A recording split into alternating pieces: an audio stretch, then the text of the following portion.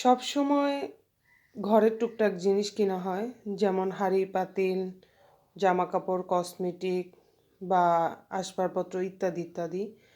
আজকে নিজের জন্য একটু শপিং করলাম। শপিংটি অবশ্যই নিজের মনের খোরাক যোগাবে, এরকম একটা শপিং। তো সেটাই আজকে আপনাদের সামনে শেয়ার করছি, আনবক্সিং করছি। তো সবাই কেমন আছেন? আশা করি ভালো আছেন। আসসালামু আলাইকুম। আমি প্রথমে যেগুলো কিনেছি সেগুলো হচ্ছে রঙের সেট। এই যে রঙের সেট কেনা হয়েছে এরকম। এগুলো অবশ্য আমি 3টা কিনেছি, 2টা কেনার কথা, 3টা কিনেছি। এখানে কিছু পিন দিয়েছে, যেগুলো হচ্ছে কাগজ পিন আপ করে রাখা যাবে। এই তো এখানে হচ্ছে পেস্টেল রং আছে, তারপরে হচ্ছে পেন্সিল রং, মোম রং, তারপর সিগনেচার পেন কিছু আছে, স্কেল। এই যে এখানে ছোট্ট এটা কি স্টেপলার, খুবই কিউট স্টেপলারটি। জল রং আছে, জল রঙের প্লেটার আছে। এই তো এই বক্সগুলো কিনেছি। আমার কেনার কথা ছিল 2টো, বাট আমার মেয়েরও একটা লাগবে।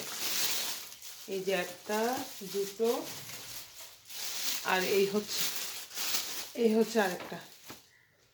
টোটাল 3টা সেট কিনা হয়েছে। এবার হচ্ছে একান্তই আমার নিজের জন্য। আত্মতৃপ্তি বলে একটা কথা থাকে না, সেরকম আমার আত্মতৃপ্তির জন্য কিনা এই হচ্ছে ক্যানভাস। এই সাইজের একটা ক্যানভাস নিয়েছি। এটাতে বলা হয়েছে জেসো দেওয়া আছে, কিন্তু ঠিক বুঝতে পারছি না এটাতে জেসো অ্যাপ্লাই করা আছে কিনা। যাই হোক, তারপরও আমি জেসো অ্যাপ্লাই করব। এবার একটা রাউন্ড শেপের ক্যানভাস নিয়েছি। এটা অবশ্য এটার থেকে দাম বেশি, এটা রাউন্ড শেপ দেখে নাকি এটার দাম বেশি। যাই হোক, এবার নিয়েছি আরও 2টি ক্যানভাস। একটা হচ্ছে 10-12 সিএমের, আর একটা হচ্ছে 8-10 সিএম। এটা যদি কালার করে এইভাবে অ্যাপ্লাই করা হয় অনেক সুন্দর লাগবে। এই 2টো নিয়েছি। এরপরে হচ্ছে অ্যাক্রিলিক রং করার জন্য অ্যাক্সেপ ব্রাশ। আমার আগের ব্রাশগুলো নষ্ট হয়ে গিয়েছে, সে কারণে আমি আর অ্যাক্সেপ ব্রাশ নিয়েছি। এটা অবশ্য পশমটা সিল্ক টাইপের, যে কারণে রংটা মানে আটকে যায় না, খুবই স্মুথলি ড্র করা যায়। আর সর্বশেষ সেটি হচ্ছে অ্যাক্রিলিক রং নিয়েছি। আমি অবশ্য ছোট সাইজ নিয়েছি, এই যে, কারণ বেশি রং নিয়ে লাভ নেই।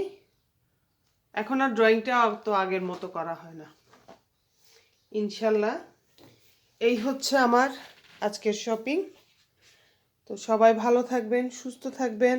আজকের ব্লগটি এ পর্যন্তই। আল্লাহ হাফেজ।